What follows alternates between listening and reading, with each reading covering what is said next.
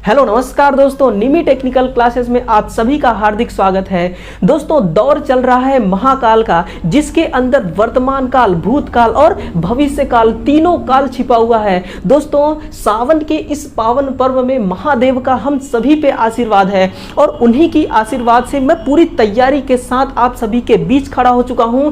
तो चलिए दोस्तों, आज का मोटिवेशन कोड है, शेर की दहाड़ होगी, युद्ध की ललकार होगी, आ रहा है वक्त फिर से जब हमारे जीत की जय जयकार होगी। क्या लाइन है दोस्तों, आ रहा है वक्त फिर से जब हमारे जीत की जय जयकार होगी। दोस्तों मेहनत इतनी शिद्दत से करो कि पेपर बनाने वाली की मेहनत पे पानी फिर जाए। दोस्तों ये जो कामयाबी है ना, ये अपनी जान लुटाती है। दोस्तों मेहनत करने वालों की ये गुलाम होती है। तो मेहनत इतनी शिद्दत से होनी चाहिए दोस्तों कि अब की बार सिलेक्शन लेके ही रहना है। तो चलिए दोस्तों, जो प्रश्न आपको ज्यादा से ज्यादा परेशान करते हैं उन सभी प्रश्नों को दोस्तों मैं पकड़ के आपके सामने खड़ा करने वाला हूं। तो चलिएगा दोस्तों, कौन कौन से प्रश्न होंगे, एक झलक उन प्रश्नों के बारे में देखते हैं। देखिएगा, सबसे पहला क्वेश्चन होगा आपका, दिया गया चित्र किस मोटर के अभिलाक्षणिक वक्र को दर्शाता है। अगला है, दिया गया चित्र क्या समझाता है। नेक्स्ट है, यह चित्र एसी के किस परिमाण को बता रहा है। अगला क्वेश्चन होगा, सेंट्रीफ्यूगल स्विच का प्रयोग किस मोटर में किया जाता है। इसके बाद होगा, दिए गए चित्र को पहचानिए। भाई साहब, इन भाई साहब को देखिए, इनकी हालत क्या हो रखी है, इनको पहचानिए, इनको हुआ क्या है। खुली स्लॉट वाइंडिंग का इस्तेमाल कहां पे किया जाता है। इसके बाद होगा दोस्तों, यदि पोल पिच 6 है और पोल की संख्या भी 6 है तो स्लॉट की संख्या कितनी होगी। इसके बाद होगा दोस्तों, मोटर का सिरा प्लेट क्या होता है। आपको बताना होगा कि मोटर का जो एंड प्लेट होता है वो क्या होता है। तो चलिए दोस्तों, इस क्लास की शुरुआत करने से पहले एक मोटिवेशन और हो जाए। दोस्तों इस क्लास को खत्म होने तक अपने अंदर के दोस्तों इस मोटिवेशन को बनाए रखना। मुसीबतों से निखरती है शख्सियत यारों, जो चट्टानों से ना टकराए वो जिंदगी ही क्या। दोस्तों क्या लाइन है, जो चट्टानों से ना टकराए वो जिंदगी ही क्या। दोस्तों जिंदगी में उतार चढ़ाव आना बहुत ही जरूरी है, क्योंकि अगर दोस्तों उतार चढ़ाव हमें कुछ ना कुछ प्रेरणा देने के लिए आती है, इससे हमें घबराना नहीं, इससे हमें सीखना चाहिए। तो चलिए इस क्लास को दोस्तों यहीं से शुरुआत करते हैं। सबसे पहला क्वेश्चन आपके सामने आ चुका है। अब देखिएगा दोस्तों, बिल्कुल आपको ध्यान से देखना है। जब तक ये क्लास खत्म नहीं हो जाता तब तक ना तो आपको वीडियो को शेयर करना है, ना लाइक, ना सब्सक्राइब, कुछ भी नहीं। पूरा आपका ध्यान होना चाहिए केवल इस क्वेश्चन की तरफ। देखिएगा, सबसे पहला क्वेश्चन है, दिया गया चित्र किस मोटर के अभिलाक्षणिक वक्र को दर्शाता है। दोस्तों पहला क्वेश्चन मोटर के बारे में है। दोस्तों ये क्वेश्चन एक नहीं 1000 बार पूछा जा चुका है, इसलिए दोस्तों इसमें आप बिल्कुल डबल स्टार लगाइए। क्या ये double star most important question है दोस्तों। दिया गया चित्र किस मोटर के अभिलाक्षणिक वक्र को दर्शाता है। अब आपको इसमें से करेक्ट आंसर देना है, सीरीज मोटर, शंट मोटर, या यूनिवर्सल, या कम्युलेटिव, या फिर डिफरेंशियल कंपाउंड मोटर। तो अब मेरी बातों को दोस्तों बिल्कुल आपको ध्यान से सुनना है। देखिएगा, मैं आपको एक प्यारा सा एग्जांपल देके समझाता हूं दोस्तों।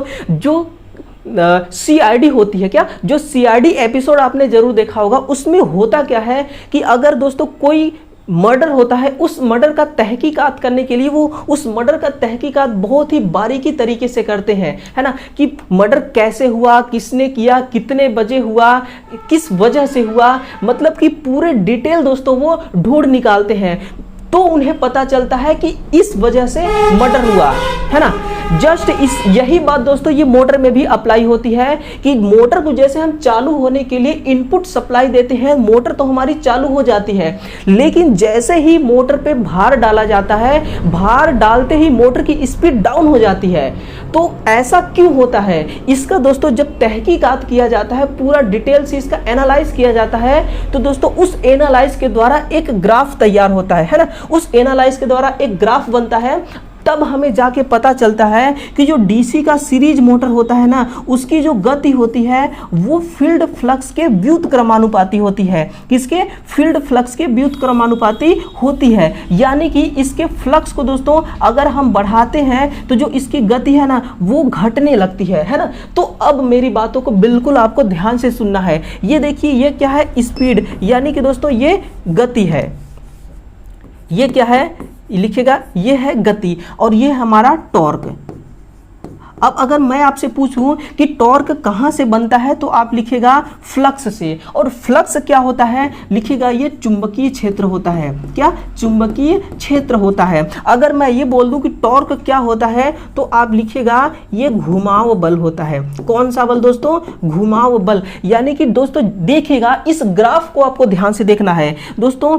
जब टॉर्क को इन्होंने बढ़ाया, क्या किया? टॉर्क को बढ़ाया, कितना? 500 न्यूटन तक टॉर्क को बढ़ाया। अब इस ग्राफ को देखिए आप, ये ग्राफ सीधा कहां पे जुड़ता है आके? यानी कि 500 पे। इसका मतलब कि टॉर्क कितना है? 500 न्यूटन टॉर्क है। लेकिन जो इसकी गति है ना दोस्तों, वो देखिए यहां से घटता घटता घटता घटता घटता घटता घटता घटता कहां आ गया? यहां पर आ गया। यानी कि अगर टॉर्क बढ़ाने से गति में कोई फर्क नहीं पड़ता, क्या? टॉर्क बढ़ाने से अगर गति में कोई नहीं फर्क पड़ता तो ये जो गति वाली लाइन है दोस्तों कहां पे होती? यहां पे होती। ये स्पीड कहां पे होती? तो आप लिखिएगा स्पीड यहां पे होती। लेकिन ये घटते घटते कहां पे आ गया? यहां पे। अगर दोस्तों इसके क्रॉस लाइन से देखें तो कितना घट गया? अगर टॉर्क हमने 500 न्यूटन बढ़ाया तो गति दोस्तों 1 2 3 400 आरपीएम, कितना? 400 आरपीएम डाउन हो गया स्पीड, है ना। तो ऐसा किस मोटर में होता है? तो दोस्तों ऐसा ना डीसी सीरीज मोटर में होता है। किसमें? डीसी सीरीज मोटर में। और दोस्तों देखिए, ये है हमारा अल्टरनेटिंग का ऑपरेशन ग्राफ, ये है डायरेक्ट करंट का ऑपरेशन ग्राफ। यानी कि एसी और डीसी दोनों का ग्राफ दिया हुआ है। तो दोस्तों ऐसा ना, ऐसा यूनिवर्सल मोटर के अंतर्गत होता है। यानी कि यूनिवर्सल मोटर एक डीसी सीरीज मोटर की भांति कार्य करता है, लेकिन इसको हम एसी मोटर की भांति भी चला सकते हैं। तो जो इसका करेक्ट आंसर होगा दोस्तों वो होगा यूनिवर्सल मोटर। तो इसका जो करेक्ट आंसर है वो ऑप्शन नंबर सी होगा। तो चलिए अगले प्रश्न को देखते हैं। नेक्स्ट क्वेश्चन है, सेंट्रीफ्यूगल स्विच का प्रयोग किस मोटर में किया जाता है? आपके सामने 5 मोटर है, इसमें से आपको देखना है universal motor, shaded pole motor, repulsion या capacitor, start capacitor, run motor, या उपरोक्त में से सभी मोटर में ये सेंट्रीफ्यूगल स्विच उपयोग में लाया जाता है। अब दोस्तों थोड़ा सा इस क्वेश्चन को साइड में रखते हुए इस सेंट्रीफ्यूगल स्विच के बारे में समझते हैं कि सेंट्रीफ्यूगल स्विच होता क्या है। ये एक प्रकार का दोस्तों मैकेनिकली स्विच है। कैसे? कौन सा? मैकेनिकल प्रकार का ये स्विच है। यानी कि मोटर के द्वारा मैकेनिकली एक कमांड मिलता है इस स्विच को और ये स्विच ऑपरेट हो जाती है। अब देखिएगा, अब चलते हैं क्वेश्चन की तरफ। सेंट्रीफ्यूगल स्विच का प्रयोग दोस्तों हम कहां पे करते हैं? तो capacitor, start capacitor, run motor में। मैं एक डायग्राम बनाता हूं, उस डायग्राम से आपको दोस्तों पूरा क्लियर हो जाएगा, ठीक है ना। ये है हमारी स्टार्टिंग वाइंडिंग। अब देखिएगा दोस्तों, ये क्या है? स्टार्टिंग वाइंडिंग, है ना। और यहां पे है मेरी, सॉरी, ये है रनिंग वाइंडिंग और ये है स्टार्टिंग वाइंडिंग। ध्यान दीजिएगा दोस्तों, पहले होती है रनिंग वाइंडिंग, इसके बाद होती है स्टार्टिंग वाइंडिंग। यहाँ पे लगा हुआ है एक कैपेसिटर और यहीं पे लगी हुई है मेरी सेंट्रीफ्यूगल स्विच, है ना। ये है सेंट्रीफ्यूगल स्विच। अब देखिएगा यहाँ पे एक पैरेलल में एक और कैपेसिटर लगा हुआ है। ये होता है दोस्तों capacitor, start capacitor, run motor का डायग्राम, है ना। ये डायग्राम कंप्लीट आपके सामने है। अब देखिएगा, आप पहचानेंगे कैसे इसमें रनिंग वाइंडिंग कौन सा, स्टार्टिंग वाइंडिंग। दोस्तों रनिंग वाइंडिंग में जो टर्न की संख्या होती है वो अधिक होती है और उसमें वायर कौन सी होती है? पतले, कौन सी वायर होती है? बिल्कुल पतली वायर होती है ना। इसलिए आपको समझा, यहां से समझना है कि ये है रनिंग वाइंडिंग। देखिए इसमें टर्न कितने हैं? 1 2 3 4 5 6 7, यानी कि टर्न की संख्या अधिक है। और दोस्तों ये है रनिंग वाइंडिंग। ये है स्टार्टिंग वाइंडिंग, इसमें टर्न 1 2 3 4, यानी कि टर्न भी कम है और तार भी ये मोटी है, इसलिए स्टार्टिंग वाइंडिंग हो गई। ये है दोस्तों कैपेसिटर। पहले कैपेसिटर को समझते हैं। ये कौन सा कैपेसिटर होगा? जो कि ध्यान दीजिएगा, जो कि सेंट्रीफ्यूगल यानी कि इस सेंट्रीफ्यूगल के जो सीरीज में लगा होगा वो कौन सा कैपेसिटर होगा, तो लिखिएगा ये उच्च मान का कैपेसिटर होगा। कौन सा? उच्च मान का। अगर पूछ दे कि कितना उच्च होगा इसका मान, तो लिखिएगा दोस्तों 80 माइक्रोफैरड से लेके 200 माइक्रोफैरड तक का। इसके अलावा देखिएगा जो कैपेसिटर समांतर क्रम में लगा हुआ है, अगर पूछ दे कि ये कौन सा कैपेसिटर है, तो लिखिएगा ये निम्न मान का कैपेसिटर। कितना? निम्न मान का, यानी कि 2 से लेकर 20 माइक्रोफैरड तक का ये कैपेसिटर है। इसके अलावा दोस्तों अगर एग्जाम में ये पूछ देना कि इसका नाम बताइए दोस्तों, जो सेंट्रीफ्यूगल स्विच के सीरीज में लगा होता है वो कौन सा कैपेसिटर होता है, तो आप लिखेगा ये इलेक्ट्रोलाइटिक। कौन सा? इलेक्ट्रोलाइटिक कैपेसिटर होता है ना, इलेक्ट्रोलाइटिक। और दोस्तों जो समांतर क्रम में लगा हुआ है ये है दोस्तों ऑयल फील्ड। मैं यहां पे नाम लिख देता हूं oil field, oil field paper capacitor, oil field paper capacitor जो समांतर क्रम में लगा हुआ है वो ऑयल फील्ड पेपर कैपेसिटर होता है। अब हम आते हैं दोस्तों जो हमारी सेंट्रीफ्यूगल स्विच है, ये सेंट्रीफ्यूगल स्विच का रोल क्या होता है। जैसे ही मोटर हमारी अपनी फुल आरपीएम पे आ जाती है, मान लीजिए मोटर के अंदर 2 पोल हैं, है ना, ये 2 पोल अगर मोटर के अंदर है दोस्तों, तो मोटर कितने आरपीएम पे घूमेगी?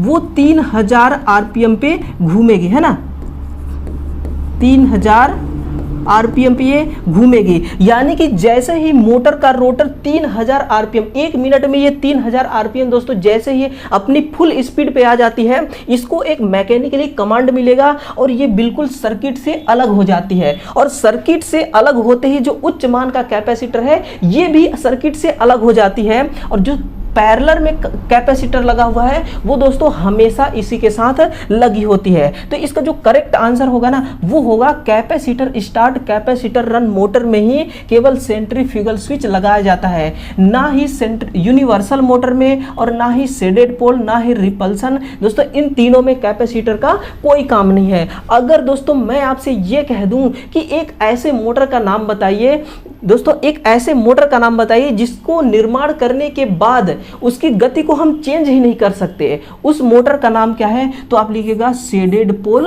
मोटर। इसका जो करेक्ट आंसर है ऑप्शन नंबर डी करेक्ट होगा। अगला देखिएगा दोस्तों, यह चित्र एसी के किस परिमाण को बता रहा है। अब ध्यान से देखिए दोस्तों, ये क्या है, ये है हमारी अल्टरनेटर, लिखिएगा अल्टरनेटर है। अगर पूछे कि अल्टरनेटर का काम क्या होता है, तो पावर जनरेट करना, है ना। और पावर का जो फॉर्मूला होता है दोस्तों वो होता है वी आई कॉस फाई, है ना, वी आई कॉस फाई। यानी कि वी क्या है, लिखेगा ये वोल्टेज है और आई धारा होती है। यानी कि दोस्तों V से हो गया वोल्टेज और धारा।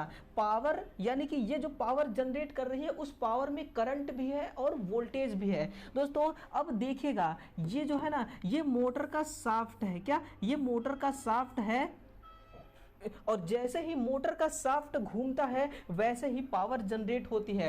अब देखिए ये जो ग्राफ है ना, इस ग्राफ को सीआरओ के द्वारा देखा जाता है। तो देखिए जैसे ही हमारी मोटर घूमना स्टार्ट करती है, अल्टरनेटर जैसे ही घूमना स्टार्ट करती है, वैसे ही दोस्तों वोल्टेज और करंट दोनों एक साथ ही उत्पन्न होते हैं, ठीक है ना। अगर करंट और वोल्टेज एक साथ उत्पन्न हो रहे हैं तो ये एसी का कौन सा नेचर होगा। अगर वोल्टेज पहले जनरेट हो जा रहा है और करंट बाद में जनरेट हो रही है तो ये एसी का कौन सा नेचर होगा। इसके अलावा अगर वोल्टेज बाद में जनरेट हो रही है, करंट पहले जनरेट हो जा रही है, तो ये एसी का कौन सा नेचर होगा। तो देखिएगा दोस्तों, अगर जो करंट लिखेगा, जो वोल्टेज V है ना, V वोल्टेज और I धारा अगर एक साथ जनरेट हो रही हैं तो इसको हम कहेंगे इन फेज।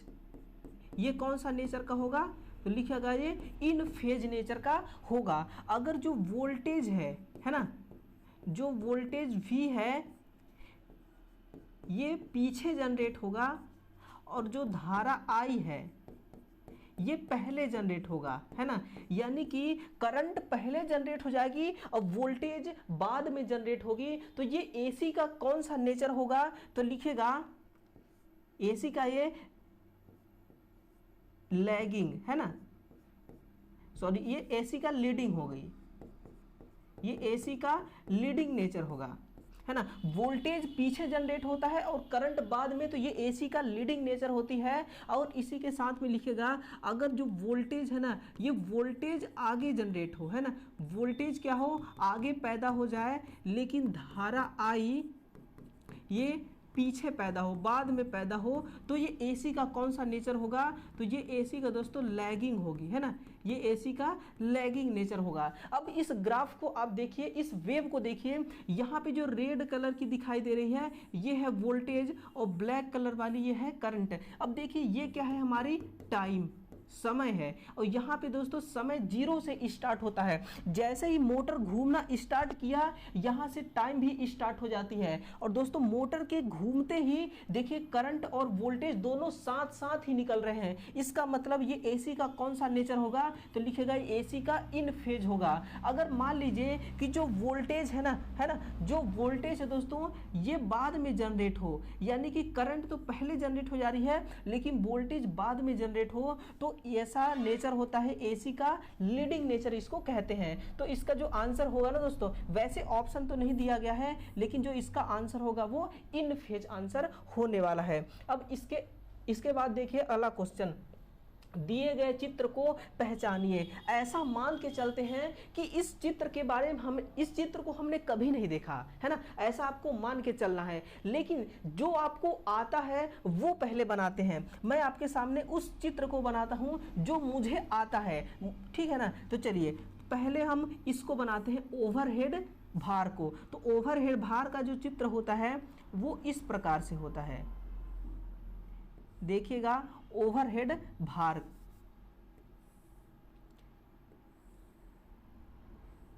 ये क्या है दोस्तों, ओवरहेड भार का एक सिंबल बना रहा हूं और सिंबल बना के आपको दिखा रहा हूं कि किस प्रकार से होता है। अगर आपको क्वेश्चन का आंसर ना आए ना, तो सबसे बढ़िया तरीका ये है कि जो आ रहा है पहले उसके बारे में देखिए, जो नहीं आ रहा है वो, अगर जो आ रहा है उसको अगर पकड़ लिया आप ना, तो जो दोस्तों उसका करेक्ट आंसर है वो आपके सामने निकल के अपने आप आ जाएगी। ये क्या है, ये ओवरहेड है ना, ओवरहेड का एक भार है।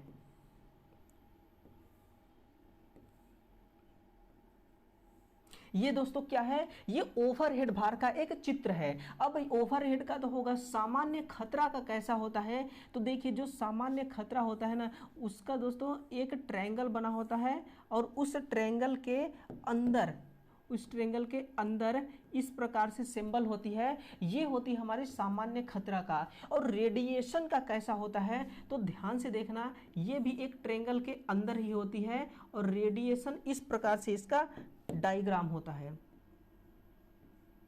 एक पंखे के आकार का इसका डायग्राम होता है ना, ये है, ये दोस्तों एक पंखा का आकारनुमा डायग्राम तैयार हो गया। ये किसका डायग्राम है, तो ये है डायग्राम दोस्तों, ये है रेडिएशन का। और इसी के साथ में अगर हम लेजर बीम का बनाएं, तो देखिएगा लेजर बीम का यहाँ पे इस प्रकार से लेजर बीम का होता है।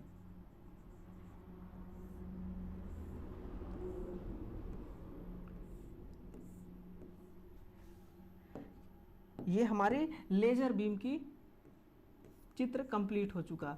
ये क्या है, ये है दोस्तों लेजर बीम। इस प्रकार से लेजर बीम होता है, यानी कि ओवरहेड का ये होगा, सामान्य खतरा का ये होगा, रेडिएशन का ये और लेजर बीम का ये होगा। इसका मतलब भाई साहब कि जो विद्युत का झटका है ना, यही होगा, यही है। ये क्या है, ये कौन सी चित्र है, ये विद्युत का झटका, हमें कौन सा, ये सिंबल विद्युत का झटका के बारे में बता रहा है ना। जहां भी दोस्तों अगर पोस्टर में आपको ये दिख जाए ना, तो बस आप समझ लेना कि यहाँ भाई साहब बहुत खतरा है, इसके अंदर हमें नहीं, ना तो इसके अंदर जाना, ना ही इसको टच करना है। तो इसका जो करेक्ट आंसर होगा ना, तो ऑप्शन नंबर ए ही इसका करेक्ट आंसर है, विद्युत का खतरा। इसके अगला देखते हैं दोस्तों, इसके अलावा अगला क्वेश्चन है, यदि पोल पिच 6 है और पोल की संख्या भी 6 है, तो स्लॉट की संख्या कितनी होगी। दोस्तों बिल्कुल बहुत ही आसान सा सवाल है, आपके सामने एक फॉर्मूला होता है, उस फॉर्मूला को लिखेगा, स्लॉट की संख्या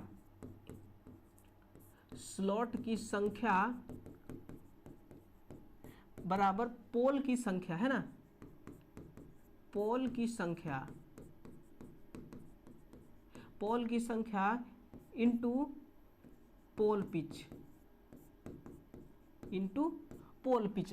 दोस्तों अब देखिए इसमें स्लॉट की संख्या, देखिए हमें स्लॉट की संख्या ज्ञात करना है। पोल की संख्या कितना है 6 और पोल पिच भी कितना है 6। सिंपल सा क्वेश्चन है दोस्तों। 66 इसका करेक्ट आंसर होगा, ऑप्शन नंबर ई इसका करेक्ट आंसर है। यानी कि स्लॉट की संख्या कितना होगा 36 स्लॉट होंगे। अब ध्यान से बिल्कुल आपको सुनना है। अब देखिएगा ये है हमारा स्लॉट, क्या है ये स्लॉट। अगर मैं आपसे पूछूं कि पोल पिच कहां पे होती है, पोल पिच कहां पे होती है, तो देखिए दोस्तों ये है एक तरफ का एन पोल, एक तरफ का है एस पोल। इन दोनों की जो बीच की दूरी होती है ना, इसी को हम कहते हैं पोल पिच। नोट कीजिएगा, ये होती है हमारी पोल पिच। इसके अलावा दोस्तों जो पोल की दो साइडें होती हैं, इनके बीच का जो दूरी होता है ना, इसको हम क्वायल स्पैन कहते हैं, क्वायल स्पैन। और दोस्तों एक स्लॉट में कितने होते हैं इंड सिरा, तो लिखेगा 2। मान लीजिए पहले को मैं A1 और दूसरे को A2 मानता हूं, ये क्या है इंड सिरा लिखिए या फिर कनेक्शन सिरा, है ना, या फिर कनेक्शन सिरा। तो इसके बारे में क्वेश्चन दोस्तों बहुत बार पूछा जा चुका है ना। तो इसका क्वायल स्पैन कहाँ पे होता है, पोल पिच कहाँ पे होती है और कनेक्शन सिरा कहाँ पे होता है, ये आपको सब मैंने बता दिया। इसका जो करेक्ट आंसर है ऑप्शन नंबर ई इसका सही उत्तर हो जाएगा। अब देखिए अगला क्वेश्चन, खुली स्लॉट वाइंडिंग की इस्तेमाल कहाँ पे किया जाता है। अब ध्यान से आपको देखने की जरूरत है। इसको देखिए, ये क्या है दोस्तों, एक ओपन स्लॉट है। ये देखिए बिल्कुल एक खुली स्लॉट है ये, है ना, इस प्रकार से आपको दिख रही है, जो बाहर से बिल्कुल खुली हुई है। तो दोस्तों जो खुली स्लॉट होती है ना, तो उसका प्रयोग तो हम करते हैं, लिखेगा एसी मोटर में, एसी मोटर या एसी मशीन लिखिए, बात तो सेम ही है। अगर पूछे डीसी मशीन में किस प्रकार के स्लॉट की उपयोग किया जाता है, तो आप लिखेगा बंद स्लॉट, है ना। बंद स्लॉट किस में होता है, ये होता है डीसी में, और एसी में खुला स्लॉट होता है। तो इसका जो करेक्ट आंसर है वो ऑप्शन नंबर ए इसका सही आंसर होगा। अगला क्वेश्चन है 127 नंबर। एक 3 फेज इंडक्शन मोटर जो लगातार 500 आरपीएम पर भ्रमण किए जा रही है, परंतु फ्रीक्वेंसी 50 हर्ट्ज है, तो पोलों की संख्या बताना है। दोस्तों ये बस चुटकियों का खेल है, क्या एग्जाम के अंदर बस 2 सेकेंड से अधिक आपको नहीं लगाना है।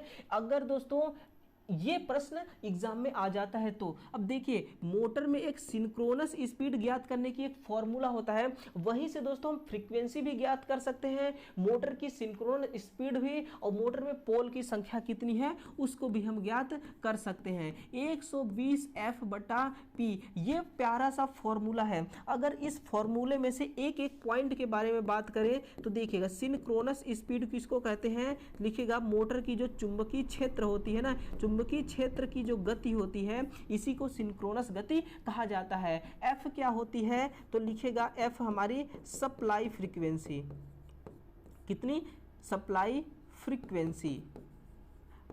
और दोस्तों सप्लाई फ्रीक्वेंसी हमें दे रखा है 50 हर्ट्ज। और पी क्या होती है, तो लिखिएगा मोटर का जो पोल होता है ना, यही होता है पी। अब देखिए इस फॉर्मूला को देखिएगा, 120 क्या होता है दोस्तों, जो हमारी मोटर के अंदर फेज होती है ना, यानी कि मोटर का जो सप्लाई होता है वो 3 फेज सप्लाई होती है। मान लीजिए यहाँ पे आर फेज है, वाई फेज और ये है बी फेज।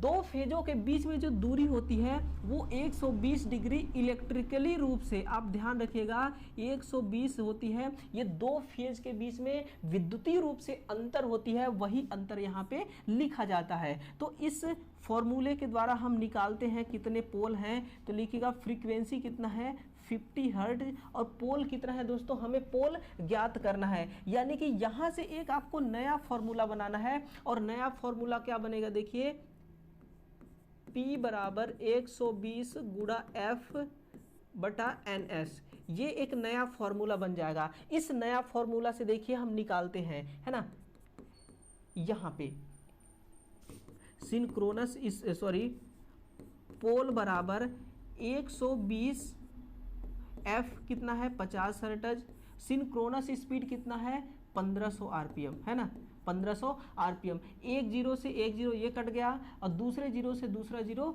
ये कट गया, है ना। अब देखिए 12 पंचे कितना हो जाएगा 60 और नीचे है 15, है ना। 15 का भाग 4 बार देंगे तो आ जाएगा 4। कितने पोल की संख्या हो गए 4 पोल। अब देखिए ऑप्शन नंबर ई इसका करेक्ट आंसर है। लेकिन आपके पास एग्जाम में इतना समय थोड़ी है कि आप एक छोटे से क्वेश्चन में 5 मिनट लगा देंगे। आपके पास तो बस गिने चुने वहां पे समय मिलेंगे, सेकेंडों में समय, सेकेंड समय की भी वहां पे बहुत वैल्यू होगी। तो आपको दोस्तों बिल्कुल मैं एक याद दिला देता हूं, अगर पोल की संख्या 2 है तो मोटर की गति 3000 आरपीएम होगी। पोल की संख्या 4 है तो मोटर की गति 1500। पोल की संख्या 6 है तो मोटर की गति जो होगी वो 1000 होगी। अगर पोल की संख्या 8 है तो मोटर की गति 750 आरपीएम। पोल की संख्या 10 है तो मोटर की गति 600 आरपीएम। पोल की संख्या 12 है तो मोटर की गति 500 आरपीएम। तो इस प्रकार से आपको याद कर लेना है दोस्तों। जैसे ही ये क्वेश्चन दिखे फटाक से दोस्तों बस 1 सेकंड के अंदर हाँ जी ये करेक्ट आंसर होगा इसका। इस प्रकार से आंसर देना है। अगला क्वेश्चन देखिएगा, सिंक्रोनस गति किससे संबंधित होती है। मैं सीधा आपको इसका दोस्तों लाइव दिखाता हूं कि सिंक्रोनस गति क्या होती है। आप इस वीडियो को देखिए। अब देखिए ये है दोस्तों इसका शाफ्ट और यहां पे रोटर घूम रहा है, कॉइल बिल्कुल स्थित है और चुंबकीय क्षेत्र घूम रही है। यानी कि शाफ्ट, रोटर और चुंबकीय क्षेत्र घूम रही है। और दोस्तों ये जो चुंबकीय क्षेत्र घूम रही है ना, यही चुंबकीय क्षेत्र को हम सिंक्रोनस गति कहते हैं। क्या सिंक्रोनस गति किसको कहते हैं? तो इसी चुंबकीय क्षेत्र को हम सिंक्रोनस गति कहते हैं। अब देखिएगा सिंक्रोनस गति किससे संबंधित होती है, तो लिखिएगा जो मोटर का चुंबकीय क्षेत्र की गति होती है ना, उसी को हम सिंक्रोनस गति कहते हैं। वहां पे देखिए दोस्तों इस चित्र को आप देखिए, ये जो शाफ्ट है ना ये भी घूमेगी और ये जो रोटर है आपकी, ये रोटर भी घूमेगी। और यहाँ पे जो चालक है ना, लिखिएगा जो चालक है यानी कि वाइंडिंग, वो बिल्कुल स्थिर होती है। क्या चालक स्थिर होती है। और ये जो आपको दिख रहे हैं ये गोल्डन कलर का, ये है हमारा चुंबकीय क्षेत्र जो कि घूम रहा है, जो कि रन कर रहा है। यही होता है हमारा सिंक्रोनस गति। अगर पूछे कि मोटर की गति किसको कहते हैं, तो लिखेगा जो रोटर की गति होती है ना, रोटर की गति मोटर की गति कहलाती है और चुंबकीय क्षेत्र गति सिंक्रोनस गति कहलाती है। अब चलिएगा दोस्तों अगला क्वेश्चन, मोटर में एंड प्लेट की संख्या कितनी होगी। एक चीज दोस्तों गांठ बांध के रख लीजिए कि जो एंड प्लेट होती है, चाहे मोटर छोटी हो, बड़ी हो, एसी हो, डीसी हो, चाहे कोई सा भी हो, एंड प्लेट हमेशा 2 होता है। इस चित्र को आप देख लीजिए, ये आपको, ये है दोस्तों एंड प्लेट का चित्र। ये आपको कभी भूलने वाला अब है नहीं। ये दोस्तों किसी भी मोटर में अगर पूछ ले, अगर यहाँ नाम भी लिख देना कि इस मोटर का एंड प्लेट की संख्या कितनी होगी, तो बस आप लिखना कि 2 होगी, चाहे मोटर कोई सा भी हो। दोस्तों आ गया दोस्तों, बहुत जबरदस्त क्वेश्चन आ गया। इस क्वेश्चन को दोस्तों किस प्रकार से निचोड़ता हूं मैं, बस देखते रहिए। यह चित्र किस ट्रांसफार्मर का है, पावर, डिस्ट्रीब्यूशन, ऑटो, इंस्ट्रूमेंट या इंडोर। बस दोस्तों आप देखते जाना। यहाँ पे देखिए यह है एक वाइंडिंग, क्या यह है एक वाइंडिंग, एक ही वाइंडिंग के अंदर यहाँ पे प्राइमरी यानी कि सप्लाई भी दिया गया है और सेकेंडरी भी बनाया गया है, जो कि लोड से इसको जोड़ा जाएगा। यहाँ पे दोस्तों लिखेगा, यहाँ पे सप्लाई दिया जाएगा, है ना, प्राइमरी वाइंडिंग से ही सप्लाई और इसी प्राइमरी वाइंडिंग को लोड से ही कनेक्ट किया जाएगा। इसका मतलब कि अगर दोस्तों वाइंडिंग एक ही है तो ऐसा केवल एक ही ट्रांसफार्मर में होता है, वो होता है ऑटो ट्रांसफार्मर। अब ऑटो का मतलब क्या होता है, लिखेगा अगर आपके सामने 2 वर्ड लिख के आ जाए, ऑटो और मोनो, ऑटो और मोनो, इन दोनों का मतलब होता है एक, है ना, यानी कि एक ही वाइंडिंग है और ये ऑटो ट्रांसफार्मर के अंदर होता है। अब देखना दोस्तों पावर ट्रांसफार्मर को हम किस प्रकार से निचोड़ते हैं। तो पावर ट्रांसफार्मर क्या होता है, अब देखना दोस्तों, जो 2000 केवीए, कितना 2000 केवीए बोले तो 20 lakh volt ampere power rating वाले जो ट्रांसफार्मर होते हैं, उसको पावर ट्रांसफार्मर की कैटेगरी में रखा जाता है ना। जो पावर ट्रांसफार्मर होता है, अगर पूछ ले इसका इस्तेमाल कहाँ पे करते हैं तो लिखेगा जो ओवरहेड की ट्रांसमिशन लाइन होती है, तो जहां पे ट्रांसमिशन लाइन समाप्त हो जाती है दोस्तों, जहां पे टावर लाइन खत्म हो जाती है, वहीं पे हम पावर ट्रांसफार्मर को स्थापित करते हैं। क्यों करते हैं? ताकि हम इसके वोल्टेज को और अधिक बढ़ा सके। लिखना, अगर 66 केवी वोल्टेज है तो इसको 132 केवी में कौन कन्वर्ट करेगा? तो लिखेगा ये पावर ट्रांसफार्मर ही ये काम कर सकता है। अगर दोस्तों इसका उपयोग पूछे तो लिखेगा पारेषण लाइन, पारेषण लाइन के सिरा में, पारेषण लाइन के सिरा में इसका उपयोग किया जाता है। इसके बाद दूसरे ट्रांसफार्मर को पकड़ते हैं डिस्ट्रीब्यूशन ट्रांसफार्मर। दोस्तों डिस्ट्रीब्यूशन का मतलब मैं आपको समझाता हूं। अगर आपके पास दोस्तों 1 लाख रुपए है, क्या अगर आपके पास 1 लाख रुपए है तो आप अधिक अमीर हैं, उसी को 10 जनों में अगर बांट देंगे, डिस्ट्रीब्यूट कर देंगे तो आप कम अमीर हो जाएंगे, है ना। तो इसी प्रकार से अगर वोल्टेज को दोस्तों डिस्ट्रीब्यूट कौन करता है तो डिस्ट्रीब्यूशन ट्रांसफार्मर, यानी कि जो 66 केवी है ना, 66 केवी को अगर 440 वोल्ट में कन्वर्ट कर देता है तो ये क्या हुआ? वोल्टेज को ये बांट ही तो रहा है, डिस्ट्रीब्यूट तो कर रहा है, तो ये डिस्ट्रीब्यूशन ट्रांसफार्मर होता है। एक चीज दोस्तों गांठ बांध के आप रख लीजिए कि जो डिस्ट्रीब्यूशन ट्रांसफार्मर होती है ये केवल वोल्टेज को घटाने का काम करती है। क्या ये वोल्टेज को हमेशा घटाती है, कभी भी ये बढ़ाती नहीं है। चाहे अर्बन एरिया में लगा हो, चाहे विलेज एरिया में लगा हो, ये हमेशा डिस्ट्रीब्यूशन ट्रांसफार्मर वोल्टेज को घटाने का ही काम करती है। ऑटो ट्रांसफार्मर का इस्तेमाल भाई कहां किया जाता है तो लिखेगा इसका इस्तेमाल जो डीसी का सीरीज मोटर होता है, लिखेगा सॉरी डीसी का सीरीज जनरेटर, सीरीज जनरेटर होता है ना, इस जनरेटर में बूस्टर के रूप में ऑटो ट्रांसफार्मर का इस्तेमाल किया जाता है। लिखेगा डीसी सीरीज जनरेटर में ब्रूस्टर, है ना, ब्रूस्टर के रूप में हम ऑटो ट्रांसफार्मर का इस्तेमाल करते हैं। लेकिन अगर ऑप्शन में ये ना देना तो ये जरूर दिया रहेगा दोस्तों कि मोटर की स्पीड कंट्रोल, है ना, मोटर की स्पीड या फिर मोटर की गति नियंत्रण में, इन दोनों स्थानों में ऑटो ट्रांसफार्मर का इस्तेमाल किया जाता है। अब देखना दोस्तों इंस्ट्रूमेंट ट्रांसफार्मर क्या होती है। दोस्तों इंस्ट्रूमेंट ट्रांसफार्मर ना 2 बच्चों का बाप होता है। पहले बच्चे का नाम है दोस्तों करंट ट्रांसफार्मर, दूसरे का पोटेंशियल ट्रांसफार्मर। अब सुनना मेरी बात को, अगर पूछते एग्जाम में कि करंट ट्रांसफार्मर किस प्रकार का ट्रांसफार्मर होता है तो आप लिखना ये स्टेप अप प्रकार का ट्रांसफार्मर होता है, जो वोल्टेज को तो बढ़ा देता है, वोल्टेज को तो बढ़ा देता है लेकिन करंट को ये डाउन कर देता है। और पूछ ले कि ये किस लिए उपयोग किया जाता है तो लिखेगा ये उच्च धारा का मापन करने के लिए, है ना, उच्च धारा का मापन करने के लिए इसका प्रयोग किया जाता है। इसी के साथ में दोस्तों अगर पीटी के बारे में पूछे तो लिखना आप ये स्टेप डाउन प्रकार का ट्रांसफार्मर होता है, जो वोल्टेज को घटा देता है और फिर उसी घटे हुए वोल्टेज को ये माप लेता है। तो दोस्तों ये होता है हमारा इंस्ट्रूमेंट ट्रांसफार्मर। इनडोर ट्रांसफार्मर क्या होता है, अब ध्यान से सुनना दोस्तों। इनडोर ट्रांसफार्मर ना, जो मॉल होते हैं, आपने बड़े बड़े मॉल देखा होगा, उस मॉल के अंदर क्या होता है, अगर मॉल बहुत अधिक है, बहुत बड़ी है, मतलब मॉल का साइज बहुत अधिक है, बहुत बड़ी है दोस्तों, उस मॉल में ना इतना लोड है कि अगर उस लोड को दोस्तों अगर कैप्टिव किया जाए तो इसके उनके लिए एक अकेला ट्रांसफार्मर, छोटे साइज का ट्रांसफार्मर काफी होता है। इसलिए वो अपने सुविधा के लिए मॉल के अंदर ही एक छोटे साइज का ट्रांसफार्मर इंस्टॉल करवा लेते हैं। इसके अलावा दोस्तों टीन शेड के अंदर अगर लगा हुआ है ट्रांसफार्मर किसी इंडस्ट्रियल में, चाहे वो टीन शेड के अंदर लगा हो चाहे मॉल के अंदर लगा हो, अगर दोस्तों अंदर लगा हुआ है तो वो इंडोर ट्रांसफार्मर होगा, अगर बाहर लगा हुआ है तो सिंपल सी बात, बाहर लगा हुआ है तो आउटडोर ट्रांसफार्मर। तो जिसका करेक्ट आंसर है ऑप्शन नंबर सी, इसका करेक्ट आंसर होगा कि ये जो डायग्राम दिख रहा है ये ऑटो ट्रांसफार्मर का ही होता है।